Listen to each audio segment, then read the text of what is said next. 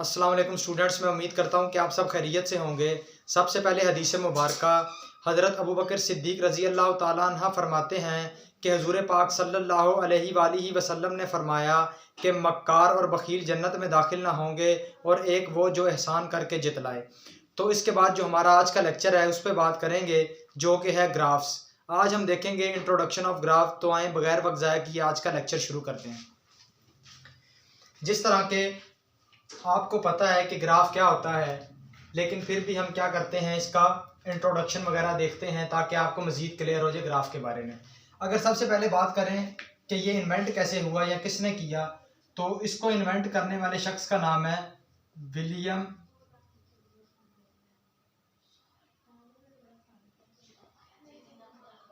Playfair. ठीक हो गया, इसको इन्वेंट किया विलियम प्लेफेयर ने। और उसके बाद अगर इसकी डेफिनेशन की बात करें तो कहता है जो ग्राफ हमारे पास होता है वो pictorial way of representing data. अब ये पिक्टोरियल क्या चीज़ है? पिक्टोरियल हमारे पास क्या है, किसी भी चीज़ को जब हम लोग तस्वीर के ज़रिए या उसको ड्रा करके या उसकी ड्राइंग बना के उस चीज़ को या उस डाटा को शो करें, यानी तस्वीरी डाटा। जब हम किसी डाटा की क्या करें, तस्वीर बना दें, उस डाटा को तस्वीर के ज़रिए शो कराएं कि किधर क्या हो रहा है, तो वो हमारे पास क्या कहलाएगा, वो उस तस्वीरी अमल के ज़रिए डाटा को शो करवाना हमारे पास क्या कहलाता है, पिक्टोरियल वे कहलाता है। और वही जो तस्वीर के ज़रिए जो डाटा को शो करवाना है वो हमारे पास क्या, पिक्टोरियल वे। और पिक्टोरियल वे ही हमारे पास ग्राफ के अंदर आ जाता है, या इसको हम ग्राफ के अंदर देखते हैं। उसके बाद वो कहता है, अगर इसकी दूसरी फिजिक्स में डेफिनेशन की बात करें तो कहता है relation between two quantities out of which one varies as a result change in other. कि वो कहता है कि हमारे पास अगर दो क्वांटिटीज हों, उसमें से क्या हो, एक के अंदर चेंज आए, एक के अंदर चेंज आने से दूसरी भी अगर चेंज हो, तो वो हमारे पास क्या कहलाएगा, वो हमारे पास क्या कहलाएगा, ग्राफ के अंदर उसको हम देखेंगे। मिसाल के तौर पे वो कहता है कि हमारे पास टाइम और डिस्टेंस है। शुरू में हमारे पास टाइम 0 था और डिस्टेंस भी क्या आया, 0। कुछ देर के बाद हमारे पास टाइम 6 मिनट हुआ तो हमारे पास डिस्टेंस क्या आ गई, 12 मिनट। ठीक है, उसके बाद हमारे पास ये हो गई 12 मिनट, तो डिस्टेंस हमारे पास क्या होगी, 24 मिनट। आपने देखा कि एक टाइम के अंदर चेंज आने से डिस्टेंस के अंदर क्या आ रहा है, चेंज आ रहा है। मतलब एक टाइम चेंज होने से दूसरी क्वांटिटी ऑटोमेटिक क्या हो रही है, चेंज होती जा रही है। ठीक है, अब ये जरूरी नहीं है कि इनके अंदर इक्वल चेंज आए। ठीक है, टाइम गुजरने के साथ साथ इसके अंदर चेंज क्या हो सकता है, मुख्तलिफ। मतलब फर्ज करें अगर इधर इसने 12 मिनट तय किया है तो अगले क्या पता नेक्स्ट में 34 मिनट का फासला तय कर जाए। ठीक हो गया, कि मतलब ये जरूरी नहीं है कि आप लोगों के पास क्या हो, दो क्वांटिटीज हो, वो इक्वल टाइम के अंदर वो क्वांटिटी इक्वल फासला तय करे। क्या हो सकता है कि वो क्वांटिटी इक्वल टाइम के अंदर मुख्तलिफ फासला भी तय कर सकती है। आपने देखा कि किस तरह एक चीज़ के चेंज होने से दूसरी चीज़ क्या हो रही है, ऑटोमेटिक चेंज होती जा रही है। ये तो थी इसकी डेफिनेशन। और उसके बाद इसके एग्जांपल की बात करें तो फिजिक्स के अंदर हम लोग मुख्तलिफ किस्म के ग्राफ्स ड्रा करते हैं। मतलब वेलोसिटी टाइम ग्राफ भी हमारे पास होता है, स्पीड टाइम ग्राफ भी होता है, डिस्टेंस टाइम ग्राफ भी होता है, डिस्प्लेसमेंट टाइम ग्राफ भी होता है। जो हमारा सिलेबस है उसके अंदर हमें डिस्प्लेसमेंट टाइम ग्राफ और वेलोसिटी टाइम ग्राफ दिया गया है। इंशाल्लाह उसको हम लोग क्या करेंगे, नेक्स्ट लेक्चर में उसको स्टडी करेंगे या उसके ऊपर बात करेंगे। उसके बाद अगर इसके बेनिफिट की बात करें तो कहते हैं ये क्या करता है, हमारे लिए डाटा को अंडरस्टैंडेबल बना देता है। कि मतलब हम क्या करते हैं, डाटा को इजीली अंडरस्टैंड कर सकते हैं। जाहिर बात है, अगर कोई चीज़ आपको तस्वीरी फॉर्म में दी गई होगी तो उसको समझना ज़्यादा आसान है बनिस्बत इसके कि वो चीज़ आपको रिटन फॉर्म में दी गई हो। ठीक है, उसके बाद वो कहता है कंपेरिजन ऑफ डाटा इजीली। इसके अंदर क्या होता है, आपको जो आप लोगों के पास वेरिएबल की रेंज है वो दे दी जाती है। जब आपको वेरिएबल की रेंज दे दी गई तो आप लोगों के पास जब एक चीज़ मुकम्मल तौर पे आपके सामने तस्वीराती फॉर्म के अंदर मौजूद है तो उसका आपको कंपैरिजन करना आसान है। मतलब फ़र्ज़ करें जिस तरह इधर डी और टी दिया गया था ना, जब फ़र्ज़ करें इसकी आप लोगों के पास पिक्चर होगी, ये ड्रा किया होगा, तो आप लोगों को फिर इसके इन दोनों के दरमियान कंपैरिजन करना आसान हो जाएगा। कंपैरिजन में आप लोग क्या देख लोगे कि कितना टाइम चेंज हो रहा है और डिस्प्लेसमेंट के अंदर कितनी तब्दीली आ रही है। ठीक है, अगर इसकी तस्वीर आपको ना दी गई हो तो समझ तो आप फिर भी लेंगे, लेकिन तब समझना थोड़ा मुश्किल होगा। तो इसलिए क्या होगा, जब आप लोगों के पास ग्राफ आया तो उस चीज़ को आपको समझना आसान हो गया। ये किस तरह आसान होगा, वो जब हम ग्राफ बनाएंगे तब देख भी लेंगे।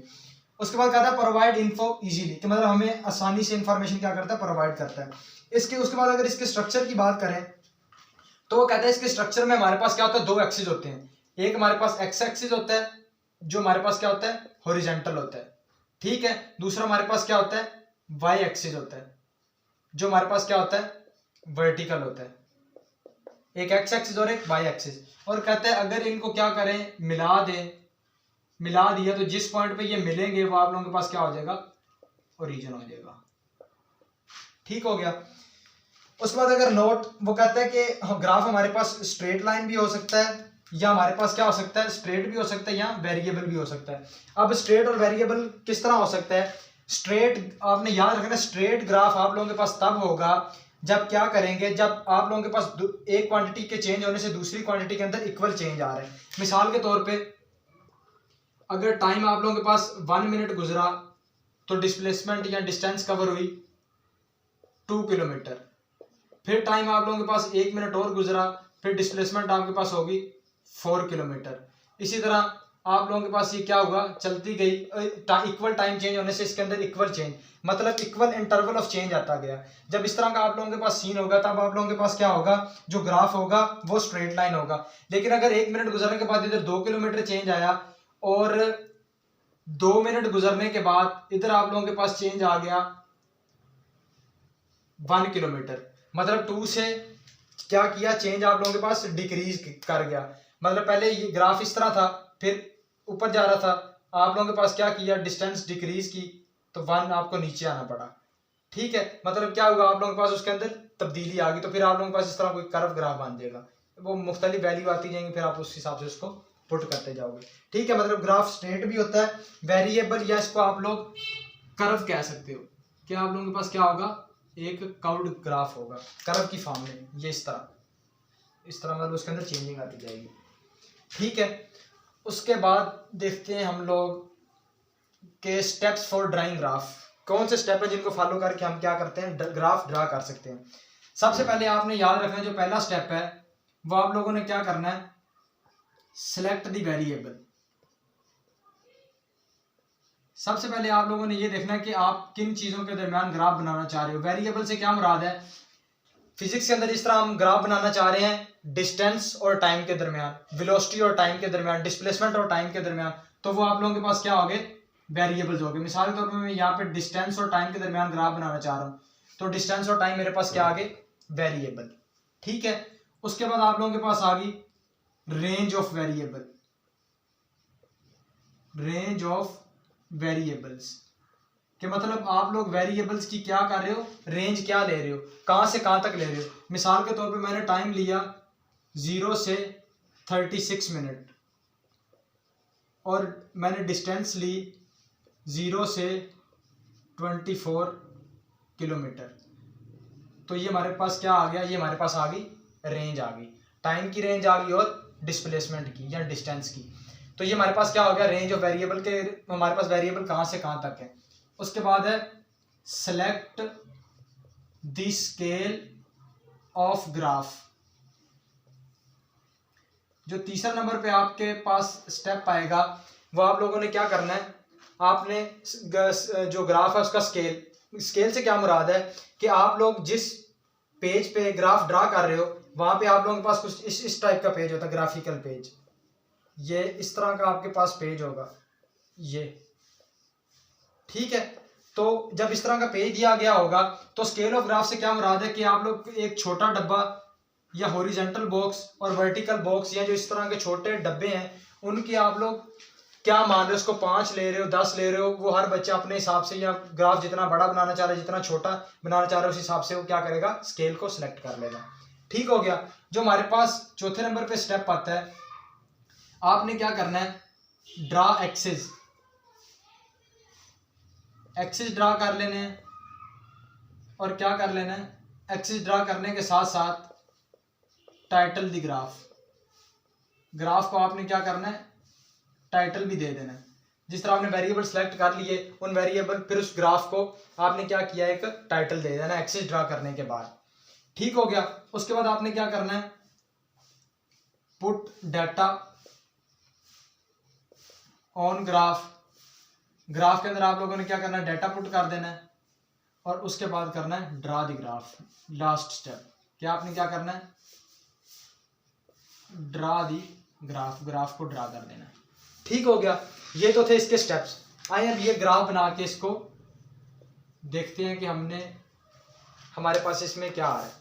ठीक है, तो आए अभी क्या करते हैं, हम लोग एक ग्राफ ड्रा करते हैं। सबसे पहले हमने वेरिएबल सिलेक्ट किए, हमने कहा कि मैं डिस्टेंस और टाइम के दरमियान क्या करना चाह रहा हूँ, ग्राफ ड्रा करना चाह रहा हूँ।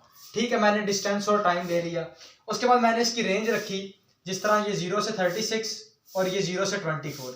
पहला स्टेप वेरिएबल सेलेक्ट किए, दूसरा स्टेप क्या, उनकी रेंज ले ली, तीसरा स्टेप उसके स्केल ऑफ ग्राफ, ये जब ग्राफ पेपर होगा तो उसके ऊपर ये स्केल वगैरह फिर उधर आप लोग सिलेक्ट करोगे।